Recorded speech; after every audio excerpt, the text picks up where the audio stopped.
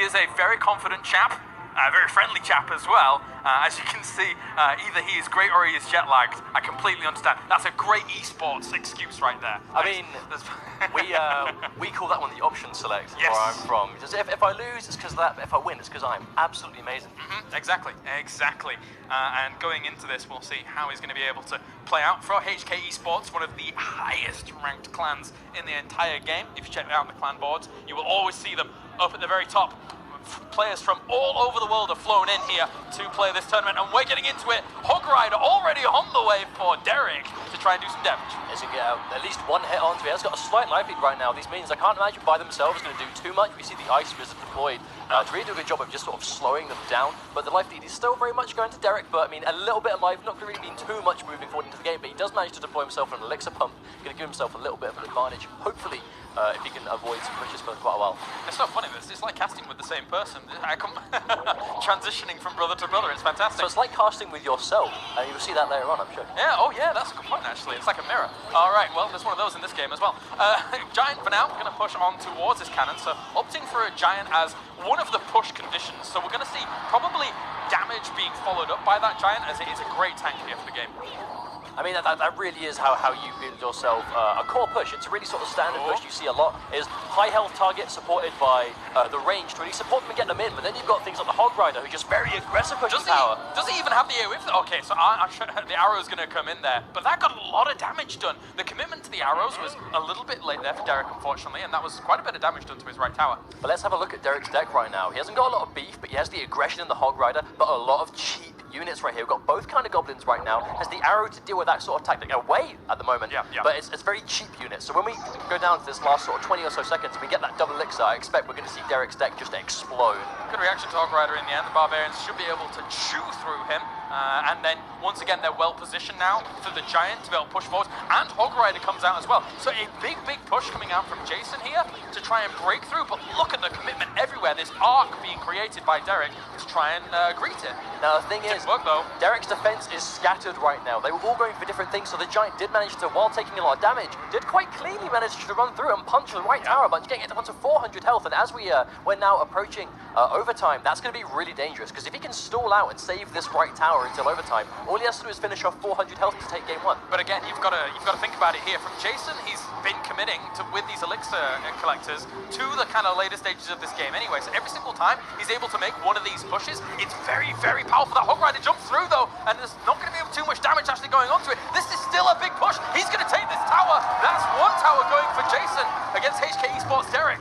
30 seconds left on the clock and counting. We see a few goblins slipping through, but the tower's going to do a nice job dealing with them by themselves. The archer's out really well placed to maximize the damage there. And again, goblins are not going to do too much, but we are getting into dangerous overtime territory. And right now, Jason does have an advantage by 600 health, and the tower's still standing. And still, he tries to get through there. The Hog Rider goes through, but he gets brought down just at the very last second. So no tower falls, and that is 4 seconds left on the clock. That is going to be a win here in game number 1 for Jason. Now, I really like the way Jason just secured that at the end. He's like, okay, right, I've got the tower. I'm going to put every single unit I have on the offense right now. So if he tries to counter push, my minions and my units are just going to completely soak up all this damage. One thing he's getting out of those elixir collectors that early on, you could see it was exactly the same push crafted twice with Giant, what else do we have behind it, Goblins, even the Hog Rider to kind of jump in as well. Overall, the unit composition that he brings in each of those pushes is extremely hard to deal with unless you have maybe arrows and some extra oomph to actually bring down the Giant during all of that. So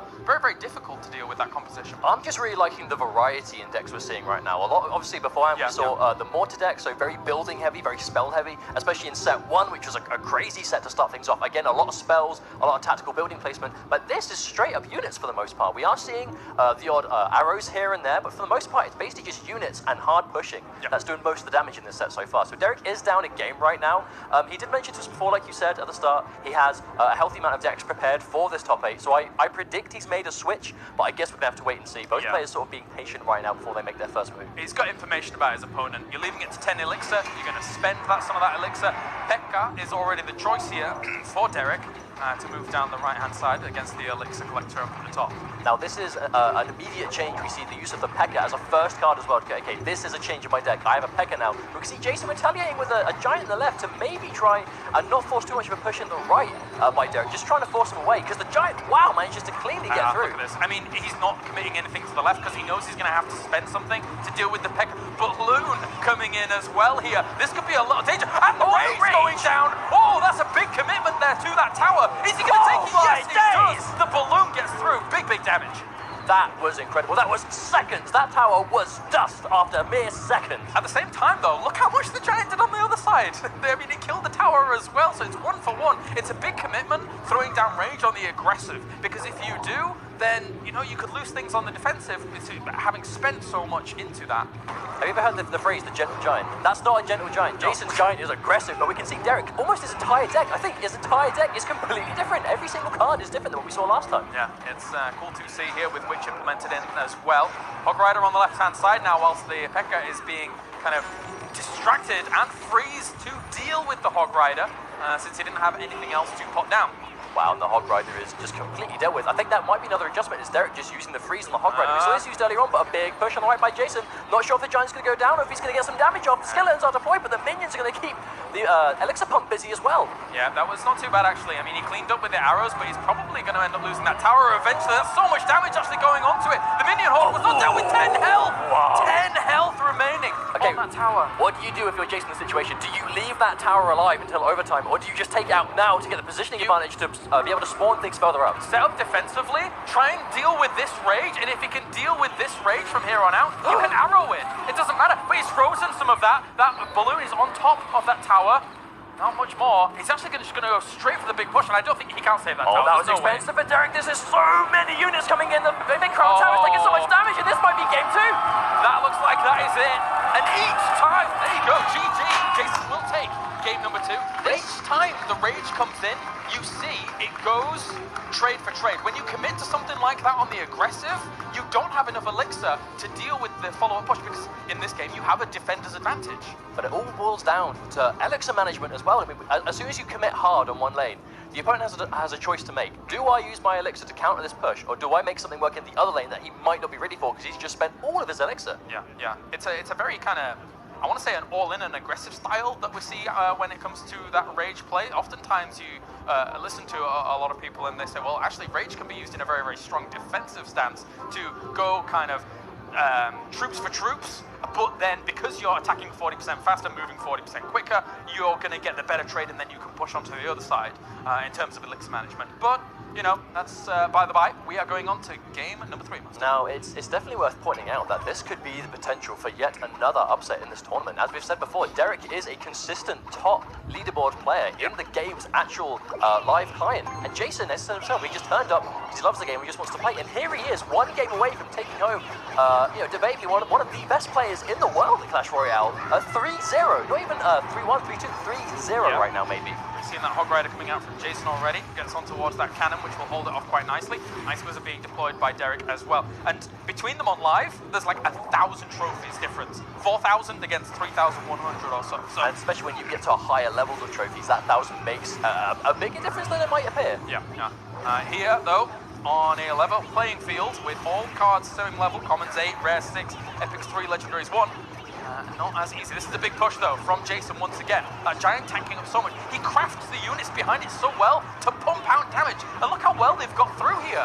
Oh my word, already down to 400 health and lowering 160, 118, 72. Wow! I'm going to be copying this comp when I go home. Oh my god, Jason with this giant goblins, archers, and Hog Rider comp. Even the barbarians were in that one, actually, compared to the Hog Rider. Now that was incredible, because right now this is like Jason's been using the same deck the entire time, and Derek every single game has tried to change, and it's just not working. Jason's just too much right now. Yeah, and it's very, very difficult to deal with. Hog Rider on the way, Giant thrown down in the middle as well. This is going to be the distraction here for maybe the Hog Rider to do something, because realistically, what do you deal with? Do you deal with the Giant that's going to do some damage, or do you do the Hog Rider here? Likewise, took so much damage on his towers from that. It's just the benefit of taking a tower so early. You get the luxury of really being able to play on the back foot if you want to, but then any aggression further that point is going to be so much more dangerous when you know I'm winning right now. I am 2 games up and I've taken a tower. I don't have to commit, but you do. You have to do something. I'm absolutely loving Jason's deck. He hasn't had to switch up, and look at this. I mean, for good reason. Arrows are going to go down. They don't do too much. The barbarians will kill that Hog Rider. And the Hog Rider on the other side is actually getting a bit more damage done with the giant goblins, a spear of goblins as well as barbarians. This is just incredible play from Jason right now. I mean, really splitting off his just constant loads of units. And Derek's trying to get something going. If he can take a tower. It's an opportunity, but everything's spread out everywhere. The arrows will take down the minion horde on the left-hand side, but other than that, look at the damage. It's all very separated up, and there's 20 seconds left on the clock, and I don't think you can push down one of these towers. But even if Derek does manage to, make a miracle happen and take out one of the towers, his tower's down to 250 health, and there's a giant and a Hog Rider. Gonna get it. That Hog Rider is gonna bring home the win. That's the 3-0 from Jason. He advances on to the semi-finals. Brilliant stuff from Jason. I don't think that was the result anyone was expecting, so huge props to Jason. Obviously, props to Derek. Making top 8 out of 200 players is no easy feat, especially when you are coming over